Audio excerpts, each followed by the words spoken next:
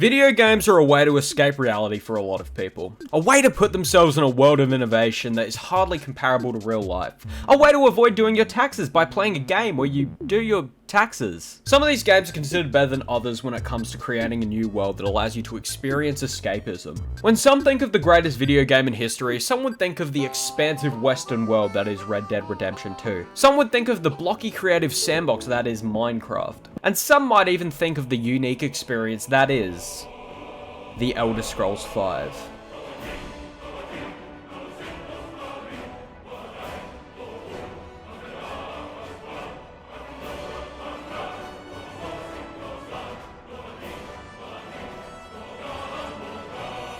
Skyrim is considered by many as one of the greatest video game experiences of all time because of its large open world, its massive bugs that appear when least expected, its unique gameplay that allows for different builds with each playthrough, its massive bugs when least expected.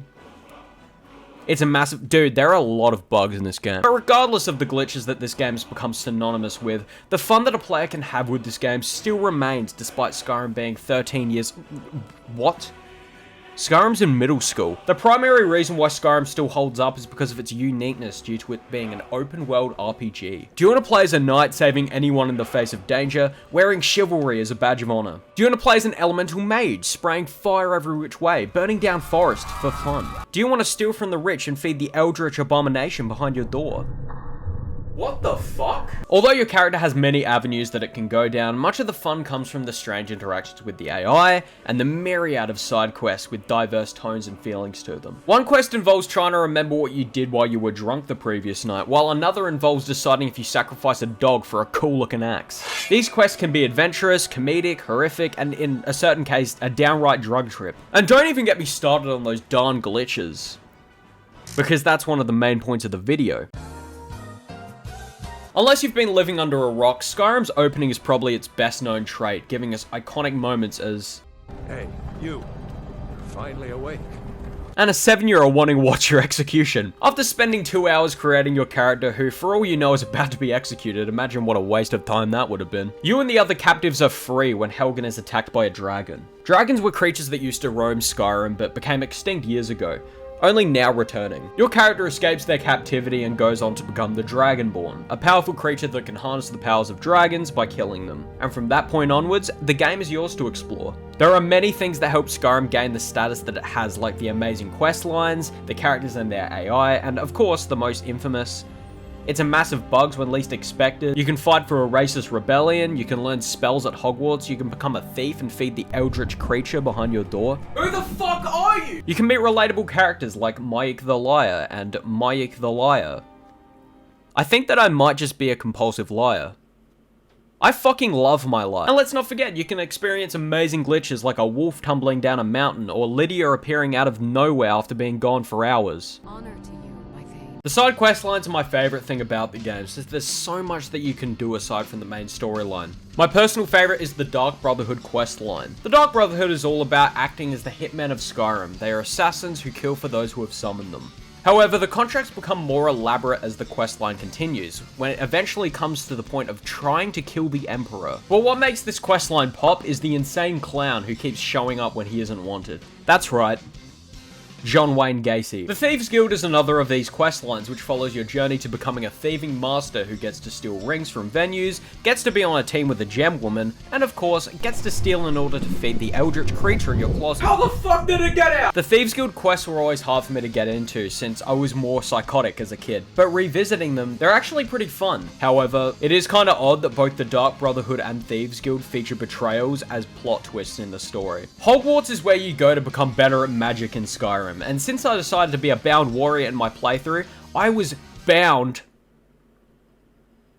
to end up at this place regardless. Hogwarts is the place where you get to learn new abilities for your build, like conjuring and destruction spells, but not become friends with a ginger goofball and a know-it-all mudblood. Fuck, I could get cancelled. I said the hard M with that one. Although, honestly, not my favorite quest line, it still is a lot of fun for people who enjoy the magic aspect of the game. The War quest line has you choose between two factions, the Imperials who want to keep Skyrim under the rule of the Empire, and the Stormcloaks who want to be independent from the Emperor. The Stormcloaks, however, are incredibly racist. When I played the game for the first time in primary school, I didn't understand why the funny accent men hated that I was a cat. That's when I learnt what racism was. I think these quests are interesting and bring a political aspect to the game, but as a kid, I just wanted to slaughter people in a game. The companion storyline is also cool because you get to become a werewolf. There's also the Dawnguard and Dragonborn DLCs, but I only played Dawnguard when I was younger just for the Huskies, and I never got to play Dragonborn because I was too busy trying to get Huskies. The quest lines of this game are its high points, and although not perfect in some aspects, I mean, I'm no narrative designer, but they could have done something a little better than 2 betrayals as plot twists in morally villainous kinds of guilds. They incorporate a little more diversity into the game rather than just being about slaying dragons and exhaling very loudly. They make the world appear much larger than it is, sucking you into this imaginative world seeping with life. The characters in Skyrim range from one-line NPCs who somehow gained infamy despite not having a quest throughout the entire game, to well-written characters with great backstories and understandable motives that you would never expect from a large open-world game, with hundreds of diverse individuals that also need to be coded efficiently and effectively in order to make this game seem realistic. Speaking of which, this game's AI can be a bit finicky. Whenever most people think of the Elder Scrolls series, they probably think of Oblivion's AI that was way too good, way ahead of its time. So good that the game understands how to make dialogue brimming with realism. Goodbye. Oh, hello. Skyrim, however, is an improvement on that.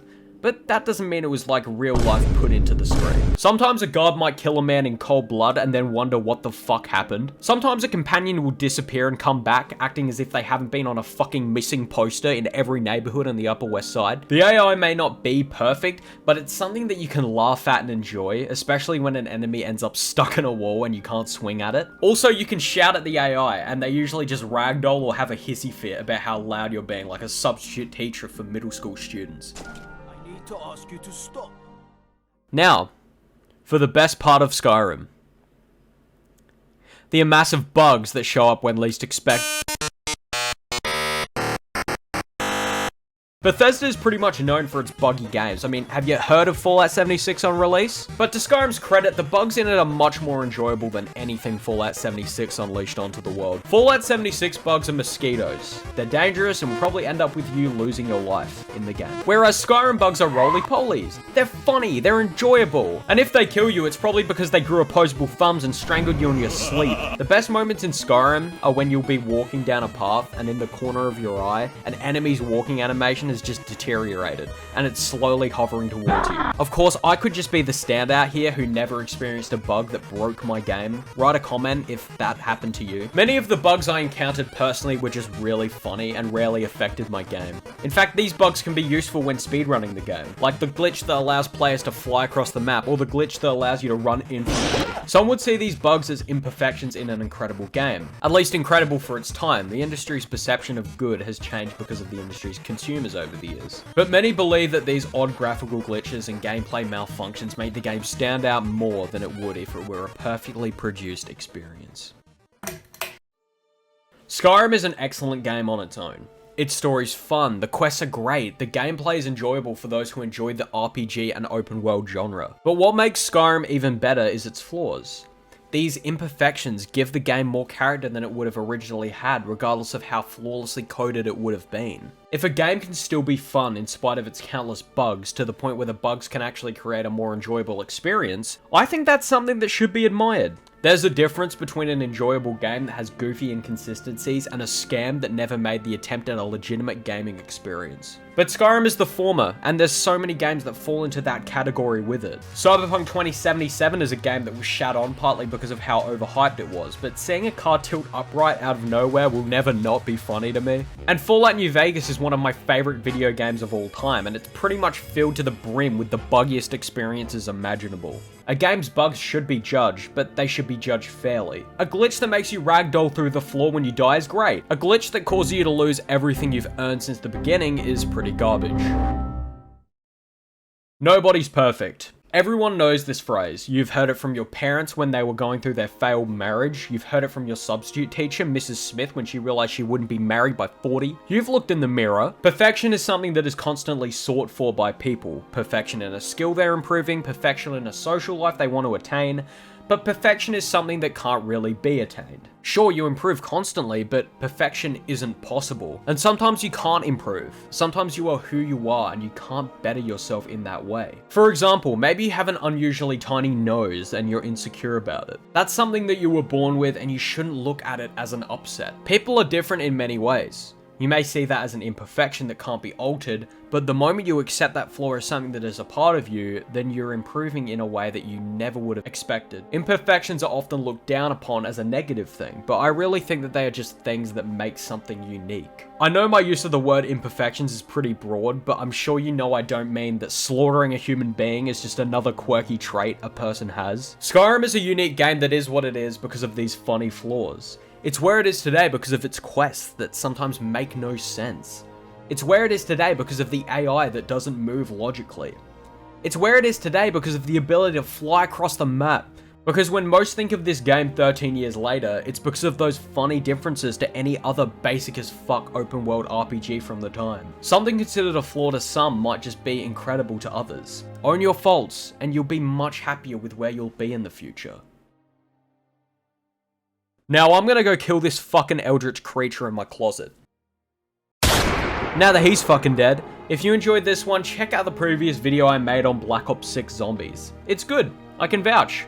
I made it. I'd also like to thank my patrons, in particular CJ and Murray, some great guys who have really helped me. What the fuck, he isn't dead? Nah, I'm just kidding. There was never a creature, and I'm in a room with white padded walls.